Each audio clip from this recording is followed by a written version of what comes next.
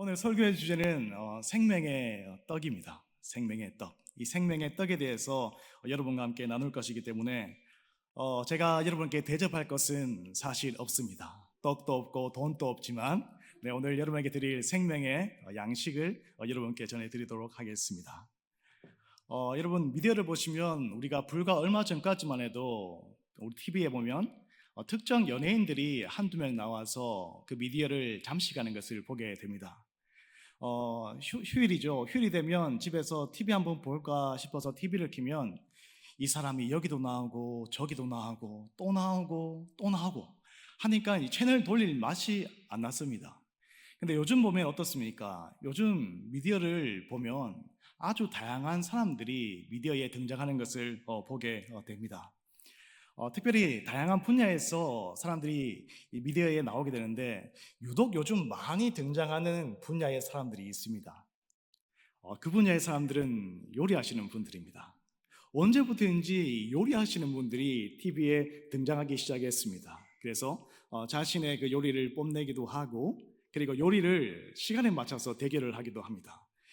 그런 소재들이 참 재미있고 한동안 되게 신기했습니다.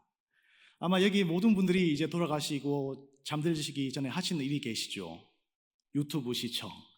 네, 아마 유튜브 시청 중에 현대인들이 가장 많이 보는 컨텐츠가 있다면 아마 그것 또한 먹는 것에 관한 것입니다. 그 중에서도 먹방이라는 그 컨텐츠 있지 않습니까?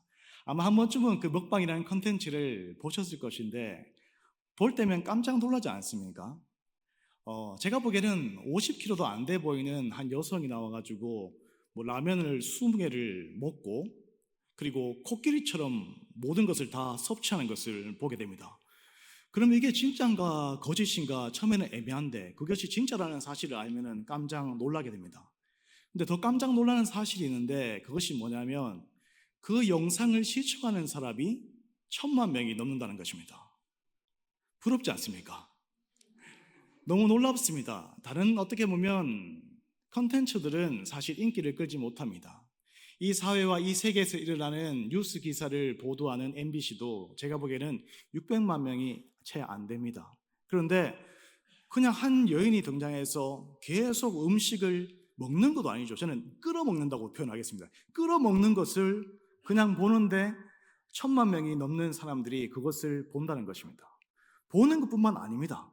그것을 응원을 하고 위로를 하고 또 후원을 합니다. 아무튼 우리는 아주 생소한 세계 속에 우리는 살고 있다고 할 수가 있습니다. 참 신기한 현상이지만 그 현상들을 보고 있으면 마냥 좋은 것만이 아니라는 사실을 우리는 깨닫게 됩니다.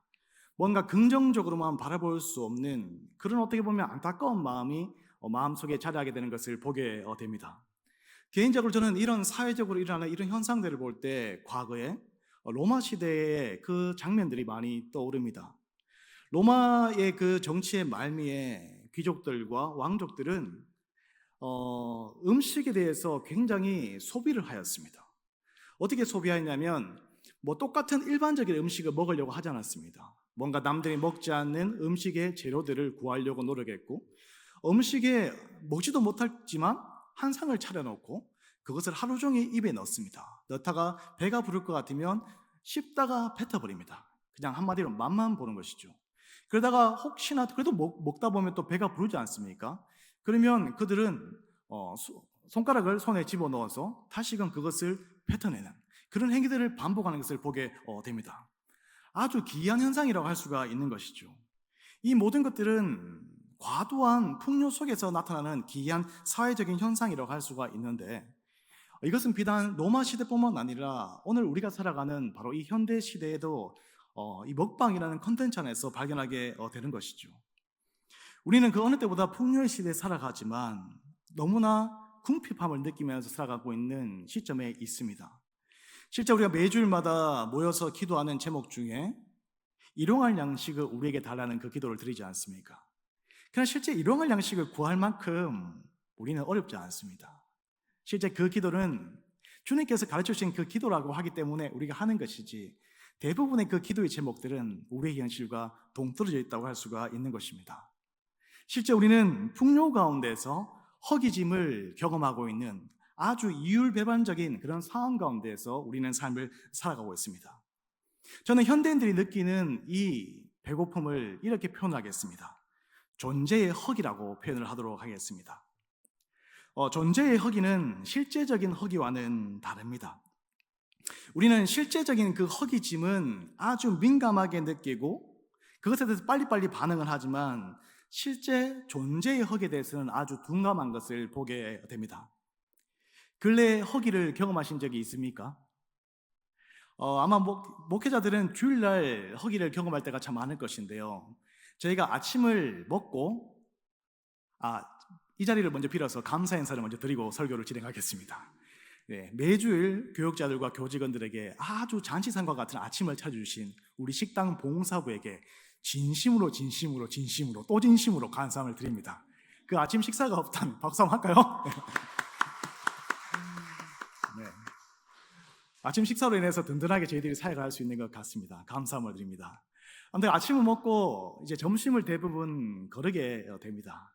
그러면 2시쯤부터 서서히 동공이 풀리기 시작합니다. 그리고 설교를 하고 교육을 시키고 사무실로 돌아오게 되면 그때부터는 사람이 눈에 안 들어옵니다. 그때부터는 뭐든지 주워 먹으려고 이곳저곳을 기웃기웃거리는 제 자신을 늘 발견할 때가 많이 있습니다. 우리 몸은 허기를 바로바로 느끼고 그것에 대해서 반응을 합니다. 그러나 이런 실제적인 허기에는 이렇게 실제적으로 빨리빨리 반응을 하지만 그러나 존재의 허기에 대해서는 우리는 아주 둔감하다고 할 수가 있습니다.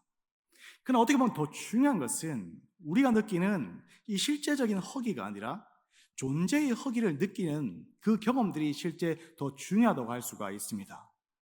신앙이 더 깊어지길 원한다면, 그리고 여러분의 삶이 더 깊어지기를 원한다면 우리는 존재의 허기에 대해서 아주 민감할 수 있어야 된다고 할 수가 있는 것입니다.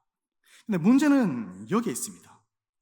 현대인들은 이 존재의 허기가 무엇인지를 잘 알지 못하고, 이것이 첫 번째 문제이고, 두 번째 문제는 뭐냐면 설령 그것을 경험하고 있다고 한다고 할지라도 그것을 어떻게 해소해야 될지는 현대인들은 알지 못한다는 것입니다. 비단 이것은 일반 사회인뿐만 아니라 제가 보기에는 많은 신앙인들 또한 동일하다고 할 수가 있는 것이죠. 그 이유는 현대인들이 너무 표면적인 삶에 익숙하고 또한 자신의 그 내면을 바라보는 그 내면 안에서 일어나는 그 결핍을 어떻게 해소해 본 그 경험이 현대인들에게는 많이 부족하다고 할 수가 있는 것입니다. 그렇기 때문에 현대인들과 많은 그리스도인들은 이 존재의 허기를 어떻게 채울지 알지 못하기 때문에 불필요한 많은 패단적인 행위를 하게 됩니다. 자신의 외모를 꾸미기든지 아니면 더욱더 즐겁게 하기 위해서 여행을 한다든지 취미생활을 가진다든지, 그리고 신앙인들은 막연한 종교심에 열심을 내는 경우들도 있습니다. 이 모든 것들은 존재의 허기를 느끼지만 그것을 어떻게 해소해야 할지 모르는 대부분의 왜곡된 모습이라고 할 수가 있는 것입니다. 여러분에게 권면을 드립니다. 가장 우선적으로 여러분은 자신의 그 존재의 허기를 깊이 느낄 수 있어야 됩니다. 그리고 두 번째는 섣불리 그 허기를 채우려고 하지 마십시오. 우리는 이 허기를 성경의 근거에서 조금 접근할 필요가 있다는 생각을 해보게 됩니다. 오늘 여러분과 제가 느끼는 이 존재의 허기를 우리가 어떻게 충만히 채울 수 있을지에 대해서 성경은 우리에게 좋은 가이드를 보여주고 있다고 할 수가 있습니다. 한마디로 표현해서 여러분과 저에게는 새로운 양식이 필요합니다. 정말 새로운 양식만이 우리가 가지고 있는 이 존재의 허기를 채울 수 있다는 것을 여러분 스스로 그것을 깊이 인식하고 깨달을 수 있어야 되는 것입니다. 오늘 복음서에 보면 예수께서 자신의 정체성에 대해서 말씀을 하는 구절입니다. 예수는 다양한 용어로서 자신의 정체성을 얘기하셨는데 에고 에임이라는 나는 이런 사람이다, 이런 존재다 라는 방식으로 항상 예수는 자신의 존재를 드러내셨습니다. 본문에서는 특별히 예수는 어떻게 얘기하냐면 나는 생명의 떡이다 라고 이렇게 얘기를 하고 있습니다. 그런데 이 생명의 떡이라는 것을 이해하기 위해서는 우리는 본문에 앞서서 나타나는 그 두 가지의 사건들을 먼저 전제가 돼야 됩니다. 이 생명의 떡이라는 것은 본문에 앞선 두 가지 사건들의 맥락 속에서 나타나는 바로 정의라고 할 수 있기 때문입니다. 그 두 가지 사건이 뭐냐면, 첫 번째는 우리가 잘 알고 있는 오병이어의 사건이고, 또 다른 사건은 예수께서 무리로 걷는 사건이라고 할 수가 있습니다. 그 중에서도 생명의 떡이라는 이 사건과 가장 관련이 있는 사건은 바로 오병이라고 할 수가 있습니다. 오병이어 사건은 단순히 기적을 보여주는 사건이 아니라, 실제 이 오병이어의 사건은 예수의 복음의 메시지가 무엇인지를 가장 잘 드러내는 사건이 바로 오병이어 사건이라고 할 수가 있는데, 여기서 더 나아가서 이 오병이어의 사건으로 인해서 이제 예수는 정말 인기 절정의 남자로 등극하게 됩니다.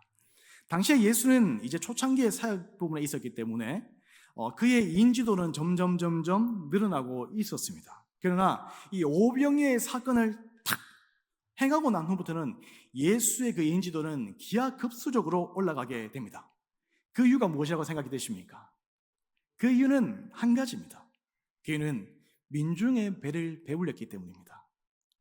배고픈 민중에게는 가장 중요한 것은 딱 한 가지입니다. 허기를 달래주는 것, 먹을 것을 주는 것, 이것이 민중에게 가장 중요한 것이죠. 로마의 압제와 그 고통 속에서 힘겹게 살아가는 민중들에게 예수는 단번에 그들의 허기와 배고픔을 달래주었던 것입니다. 그렇기 때문에 그 후로부터는 예수는 기하급수적으로 인기가 상승하게 됩니다. 그러나 예수님께서 이것을 좋아했을까요? 좋아하지 않았을까요? 당연히 좋아하지 않았습니다. 이런 현상들이 부담스러웠습니다. 그래서 오늘 본문에 보시면 예수는 하루아침에 종적을 감춰버리십니다. 그런데 많은 사람들은 이제 예수를 찾기에 급급하게 되는 것이죠. 배를 몰고 이곳저곳을 다니는데도 예수를 찾지 못합니다. 그러나 그들이 예수를 발견하는 데는 가버나움에서 그들은 발견하게 됩니다. 이 민중에게 일어난 이런 현상들은 실제 예수의 시절에만 있었던 것이 아니라 오늘날 우리에게도 동일하게 일어나게 된 현상이라고 할 수가 있습니다. 여러분, 언제부턴가 대통령 선거를 할 때 아주 생소한 용어가 생겨났습니다. 그 용어가 뭐냐면 경제 대통령이라는 용어입니다. 이 경제 대통령이라는 용어가 언제부터 우리 사회를 지배하기를 시작을 했습니다. 대통령이면 대통령인데 경제 대통령은 또 뭐냐? 라고 하고 싶지만, 이것은 우리 사회가 지금 무엇을 필요로 하는지, 목말라 하는지를 여실히 보여주는 용어라고 할 수가 있는 것이죠. 그리고 부정적인 용어도 있습니다. 의미도 있습니다. 그것은 대통령이 행할 일은 정의와 바른 정치가 아니라 민중들을 가장 먼저 배부르게 하는 것이 대통령의 역할이라는 이런 부정적인 의미가 담겨 있는 것이 저는 경제적 대통령이라고 생각을 합니다. 오늘날 우리 대통령들은 그런 명성을 얻기 원할지 모르겠지만 예수는 그것을 원하지 않았습니다. 예수는 사라져버렸고 많은 민중들은 예수를 찾지 못했지만 가버나움에서 오늘 만나게 됩니다. 그들을 보고 예수는 실망하여서 26절에서 이렇게 말씀합니다. 너희가 나를 찾고자 하는 것은 표적을 본 이유가 아니라 떡을 위한 것뿐이다 라고 얘기합니다. 이것이 예수님이 민중을 바라보고 있는, 진단하고 있는 상황이라고 할 수가 있는 것이죠. 예수는 이것이 너무나 안타까웠습니다. 이들이 정말 예수를 찾길 원하는 그 한 가지의 이유가 단지 떡이라는 이 이유라는 사실이 예수는 너무나 가슴이 아팠고 아마 자신이 그동안 했던 모든 사역들을 부인하고 싶을지도 모르겠습니다. 결코 예수는 이들이 떡을 위한 존재가 되길 예수는 원하지 않았습니다. 예수가 원하는 것은 이 떡의 오병이의 사건을 보면서 그 사건 자체만 머무르지 않고 그들의 시선이 조금 더 고양된 세계로 나아가길 예수는 원했기 때문에 그런 오병이의 사건을 바랬던 것입니다. 그래 여러분, 떡을 구한다고 한 것을 우리가 비난할 수 있겠습니까? 여러분, 우리는 오늘 하루 종일 떡을 위해서 살아갔습니다. 떡은 우리가 생존하기 위해서 가장 근원적인 양식입니다. 성경은 그것을 부인하라고 얘기하는 것이 아닙니다. 다만 성경과 예수는 단지 우리의 삶이 떡을 위한 삶에만 머물러 있어서는 안 된다는 것을 우리에게 강력하게 호소하고 있는 것입니다. 그 이유는 다른 데 있는 것이 아니라 그 입속으로 들어가는 그 떡이 진짜 우리에게 생명을 주는 것이 아니라는 것이 성경에서 증언하는 명확한 사실이라는 것입니다. 근데 문제는 이것입니다. 떡 외에 다른 것으로 나를 채운 경험이 있느냐 하는 그것이 오늘 우리에게 남겨진 숙제입니다. 우리의 현대인들과 그리스도인들은 오늘 떡 외에 다른 음식이 있는지에 대해서 우리는 그것을 알지 못하는 상황 가운데 있습니다. 오늘 대부분의 모든 미도와 기도의 중심에는 떡이 있고 우리는 떡을 위해서 더 좋은 믿음을 가지려고 하는 그런 상황 가운데 있다는 것입니다. 그러나 예수는 그것이 아니라는 것입니다. 그것은 내가 떡을 위한 것이 아니라 떡 너머의 것을 너희가 구하고 먹고 마실 수 있어야 된다는 것을 바로 예수는 우리에게 얘기하고 있는 것입니다. 오늘 그래서 예수는 27절에서 이렇게 말씀합니다. 썩어질 양식을 위해서 살아가지 말고 영원한 양식을 위해서 살아가라 라고 얘기합니다. 근데 이 말씀을 듣고 28절에서는 이 민중들은 이제 예수에게 이렇게 얘기합니다. 우리가 당신을 보고 믿을 만한 표적이 무엇입니까? 라고 합니다. 갑자기 뭔가 상황이 전환되는 것을 조금 느끼십니까? 조금 중심이 되는 그 단어가 바뀌는 것을 보게 됩니다. 처음에는 떡이라는 것이 중심 단어였는데 이제는 표적이라는 이 단어가 중심 단어로 바뀌는 것을 보게 됩니다. 이 단어가 바뀐다는 것은 진짜 단어가 바뀌는 것이 아니라 상태의 변화라고 할 수가 있고 존재의 변화라고 할 수가 있는 것입니다. 조금 더 고양된 삶을 지향하는 시선이 생겼다는 것을 뜻하는 것입니다. 곧 떡만을 보면서 살아가는 그 삶의 현상이 아니라 떡 너머에 무엇인가가 있다는 것을 깨닫게 되는 그 영적인 시선이 트이는 그런 것을 얘기한다고 할 수가 있는 것입니다. 그래서 이 표적이라는 단어가 굉장히 중요하다고 할 수가 있습니다. 우리가 성경을 읽다 보면 이 표적을 구하는 신앙이 굉장히 많이 등장하거든요. 우리는 이 표적을 구하는 것을 조금 부정적으로 받아들이는 경우가 굉장히 많이 있습니다. 그냥 표적을 단순히 기적놀이에 대한 반응이라고 생각하기 때문인데, 근데 실제 이 표적을 추구하는 신앙은 단순히 기적놀이를 소망하는 것이 아닙니다. 이 표적은 이런 것입니다. 실제 우리의 삶 속에 하나님이 정말 살아계시다는 그 증거를 가지는 것, 그것을 경험하는 것. 다시 한번 설명드리겠습니다. 표적 신앙은 우리의 삶 속에서 정말 하나님이 살아계시구나, 정말 내 삶 속에 역사하셨구나 라는 것을, 그 증거를 가진 신앙이 바로 표적 신앙이라고 할 수가 있는 것입니다. 바로 유대인들은 이 표적의 신앙 속에 실제 머물러 있습니다. 오늘 신앙에서 첫 번째 단계는 떡이었지만 예수는 그 다음에 단계의 신앙을 표적의 신앙이라고 얘기합니다. 신앙생활을 하다 보면, 목회를 하다 보면 여러 부류의 사람들을 만나게 됩니다. 어떤 사람들은 아주 긴 신앙의 여정을 보내고 있지만 여전히 떡에 매몰되어 살아가는 사람이 있는 반면에, 정말 어떤 부류의 사람들은 떡에서 보다 자유로운 사람들이 있습니다. 근데 떡에서 왜 자유로운 줄 아십니까? 우리는 항상 돈에 사로잡히면 안 돼 하면서 열심히 기도하시지 않습니까? 근데 돈에 안 사로잡히게 됩니까? 안 됩니다. 왜냐하면 신앙의 세계는 상태의 변화와 존재의 변화는 여러분 의지로 바뀌는 것이 아닙니다. 착각하지 마십시오. 어떤 존재의 변화는 어떤 새로운 경험, 떡보다 더 좋은 충만함에 대한 그 경험, 이 경험을 한 자만이 떡을 넘어설 수 있는 이상적인 삶을 구할 수가 있게 되는 것입니다. 그것이 바로 여러분 우리의 삶 속에서 하나님에 대한 경험입니다. 하나님이 정말 역사하시다는 그 경험이 우리를 떡으로부터 자유롭게 만드는 것입니다. 그때 어떤 틀에서부터 그것에서 변화를 주기 위해서는 실제 우리는 새로운 충만감에 대한 그 경험이 필요한 것입니다. 다른 것이 필요한 것이 아닙니다. 여러분, 바로 이런 표적을 구하는 신앙이 가진 신앙인들이 꽤 있습니다. 단적인 예로 든다면 저는 기도원을 좋아하는 신앙인이라고 얘기하고 싶습니다.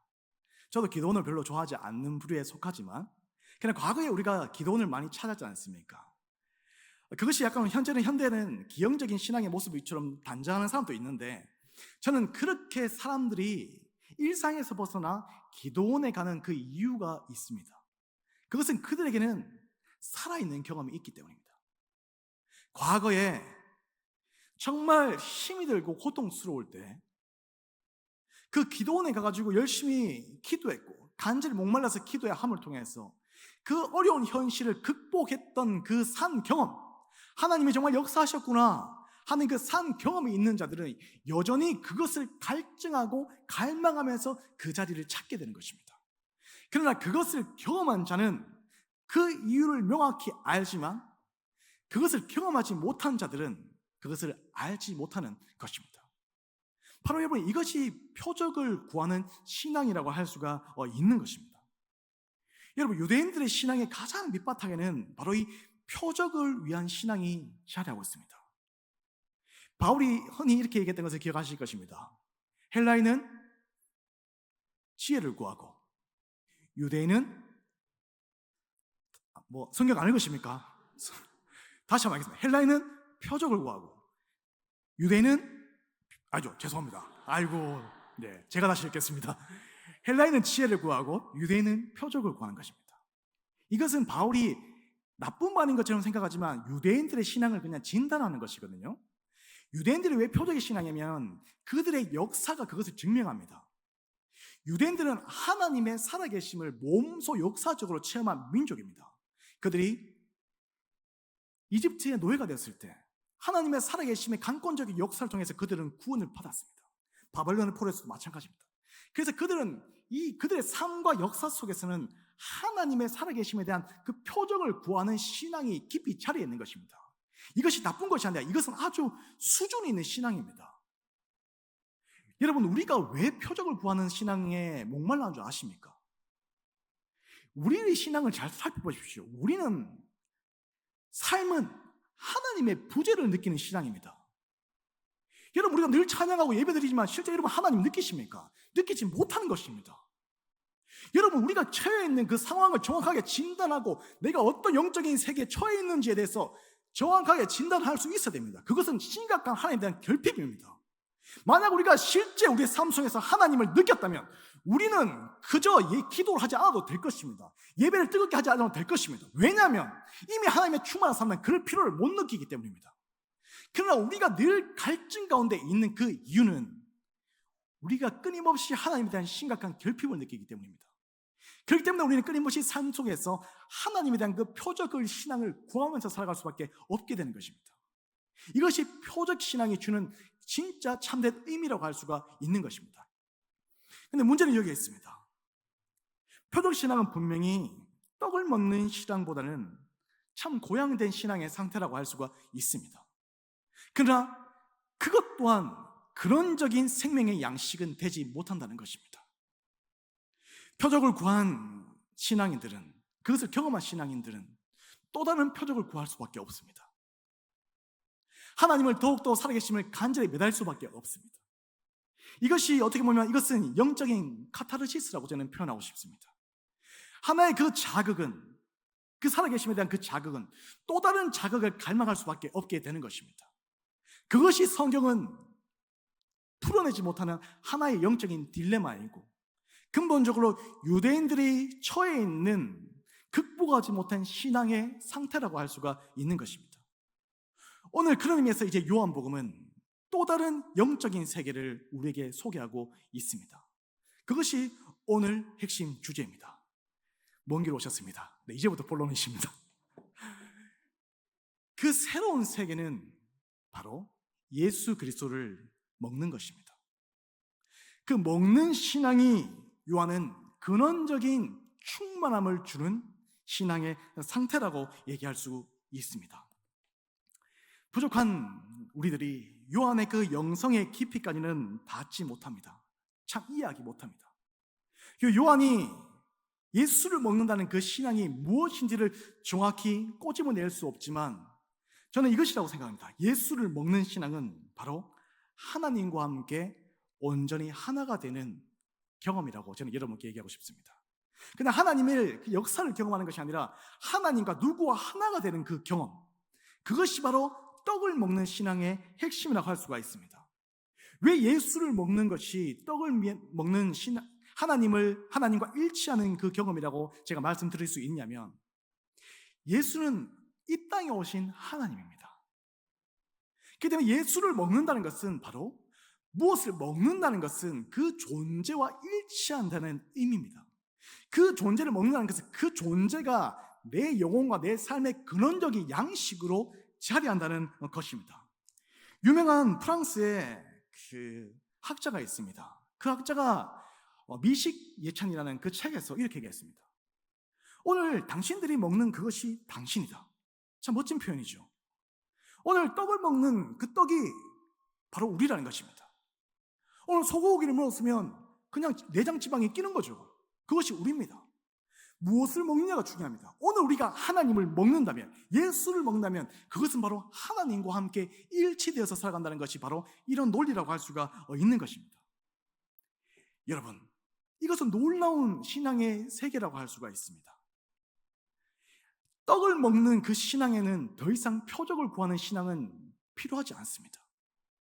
왜냐하면 이 하나님과 내가 일치되어서 살아가고 있다는 그 충만의 경험은 더 이상 표적을 구할 필요가 없는 것입니다. 그 부분적인 하나님의 체험이 더 이상 필요가 없는 것입니다. 하나님과 내가 정말 하나 되어서 살아가고 있다고 그 충만한 가운데 내가 경험하고 있다면 우리는 더 이상 과거의 그 목말라는 신앙의 그 목마름으로 돌아갈 필요가 없는 것입니다. 먹는다는 것 참 중요합니다. 아직 잘 이해가 안 되시죠? 맞습니다. 여러분과 저는 아직 이런 경험들이 많이 없기 때문입니다. 저는 이렇게 예를 들어서 표현하고 싶습니다. 여러분, 먹는다는 것은 그냥 입으로만 먹는 게 아닌가 아시죠? 또 제가 설교 끝나고 나서 그래서 도대체 먹는다는 건 어떻게 먹는다는 거야? 라고 얘기하시면 저 굉장히 곤란합니다. 여러분, 먹는다는 것은 이것과 비슷합니다. 여러분 경험이 있으신지 모르겠지만 사랑을 먹는다, 이런 표현 들어보셨습니까? 사랑을 먹어본 적 계십니까? 와, 이러면 신앙의 세계에 들어올 수 없습니다. 여러분, 연애하시고 사랑을 먹어봐야지만 신앙의 세계로 들어올 수 있거든요. 여러분, 사랑을 먹어본 사람들은 배가 부릅니다. 막 많은 것을 소유하지 않아도 그 사랑하고 있는 자체로 이미 부유한 겁니다. 저도 그런 경험을 해봤습니다. 여러분, 이렇게 제가 오늘 새로운 양복을 입고 왔거든요. 근데 여러분, 제가 처음부터 이런 양복을 살 수 있는 돈이 있었던 건 아닙니다. 제가 결혼 초창기 때는 6평 자취방에서 아내와 신혼을 시작했거든요. 정말 방구 끼면 방구 냄새 다 맡아야 되고 그런 방에서 살았습니다. 그러나 그때만큼 부유한 적도 없었습니다. 빨리 퇴근하고 집에 가서 정말 그냥 번한 게 라면 끓여 먹는 그것이 정말 더 행복했습니다. 그 이유는 먹고 사는 방식 자체가 다른 겁니다. 무엇인가 사랑을 먹는 그 현상 속에서 부유함을 느낀다고 할 수가 있는 것입니다. 그 이유는 아내와 제가 참 하나가 되어 있었던 그 상황 가운데 있었기 때문입니다. 신앙은 동일합니다. 예수를 주변에서 그냥 섬기는 대상으로만 취급하는 것이 아니라 그 존재, 그의 말씀과 그의 행위, 그의 따뜻한 사랑, 그 모든 것들을 내가 받아 먹는 그 상태가 여러분, 우리의 영혼에 진정한 충만함을 주는 것이고, 이것이 바로 예수를 먹는 것입니다. 그런 의미에서 예수는 바로 자신을 생명의 떡이라 라고 우리에게 얘기를 하고 있는 것입니다. 여러분, 이것이야말로 여러분이 그토록 소망하는 바로 영생의 경험입니다. 영생의 경험은 그저 죽음 후에 우리가 맞이하는 것이 아니라 실제 하나님에 대한 그 생명에 대한 현실적인 그 경험, 그것이 바로 영생의 바로 본질이라고 할 수가 있습니다. 우리가 추구해야 될 현실에서 근원적인 신앙은 바로 거기에 있습니다. 그 하나님과 하나가 되어 있는 현실, 그 하나 되면 여러분, 근데 다른 사람은 모르거든요. 근데 그 하나가 된 것은 자기 자신만 압니다. 제가 여러분과 만나가지고 내가 지금 하나님과 하나 되어서 살아간대 라고 얘기하면은 여러분 저는 뭐라 생각하겠습니까? 저거 미친놈 아이가? 라고 생각하지 않겠습니까? 아무도 할 수 없습니다. 그것을 경험하고 하나 되어 있는 존재만이 하게 되고, 그 생명은 누구도 빼앗을 수 없는 것입니다. 그것이 바로 영생인 것입니다. 예수는 생명의 떡으로 자기 자신을 비유했고, 그 넘치는 생명의 떡을 우리에게 나눠주길 소망했습니다. 내 살을 먹으라, 내 피를 마시라. 이것이 성찬의 본질입니다. 성찬은 대속을 기념하는 것이 아닙니다. 죄 용서받는 것을 확신받는 그 경험이 아닙니다. 성찬은 성찬을 받음을 통해서 예수의 살과 피를 오늘 직접 우리가 섭취하고 예수와 내가 하나가 되는 그 생명의 놀라운 충만한 영적인 경험, 그것을 하는 것이 바로 성찬의 본질입니다. 그 충만한 경험만이 여러분, 우리가 세상에 나가서 승리할 수 있는 것입니다. 새로운 충만함을 경험해야지만 더 이상 떡의 지배로부터 우리는 벗어날 수 있고, 떡으로부터 공급받는 그 허찬한 생명에 구애받지 않게 되는 것입니다. 그리고 참된 그 영생의 생명 속에 끊임없이 내가 파고들고 들어가고 거하고 싶어하게 되는 것입니다. 그리고 그 떡을 먹은 자는 동일하게 예수와 같이 자신의 살과 피를 동일하게 내어주게 되는 것입니다. 기독교는 살과 피를 내어주는 종교입니다. 영생의 은혜를 입은 존재들이 내 살을 오늘 형제들에게 내어주고 내 피를 형제들에게 내어주는 그 행위 속에서 기독교는 존재했습니다. 그 놀라운 순환의 구조, 예수가 우리에게 살과 피를 주셨고 우리가 그 살과 피를 먹고 다시금 우리가 그 살과 피를 내어주는, 또 누군가가 그 내 살과 피를 먹은 그 존재가 자신의 살과 피를 내어주는 그 놀라운 희생의 구조 속에서 기독교는 항상 존재했고 존속했습니다. 그것만이 영원히 존재하는 신앙의 기반이었습니다. 기독교는 교리의 가르침에 놓여있는 것이 아니라 바로 희생의 성김의 밑바탕에 기독교는 놓여있는 것입니다. 그것이 없으면 기독교는 존속할 수 없는 것입니다. 그러나 오늘 우리는 이런 예수의 살과 피를 먹는 경험도 부재할 뿐만 아니라 실제 우리는 우리의 살과 피도 내어주지 못하는 그런 상황 가운데 놓여 있습니다. 그러면서 괜찮은 예배만 드리고 기도만 뜨겁게 하는 이런 상황 가운데 있는 것입니다. 중요한 것은 그것이 아닙니다. 중요한 것은 우리의 살과 피입니다. 이 살과 피를 내어줄 수 있느냐 하는 것에 교회의 부흥과 생명이 있는 것입니다. 간절히 축복합니다. 예수께서 우리에게 생명의 떡이 되셨고 그분이 우리에게 자신의 살과 피를 넉넉히 내어주셨듯이 우리도 그분의 살과 피를 먹고 그 영생의 축복 안에서 우리를 또한 조금씩이라도 내 살점과 내 피를 내어줄 수 있는 그런 놀라운 은총의 삶을 살아나가는 여러분과 제가 될 수 있길 주님으로 간절히 축복합니다.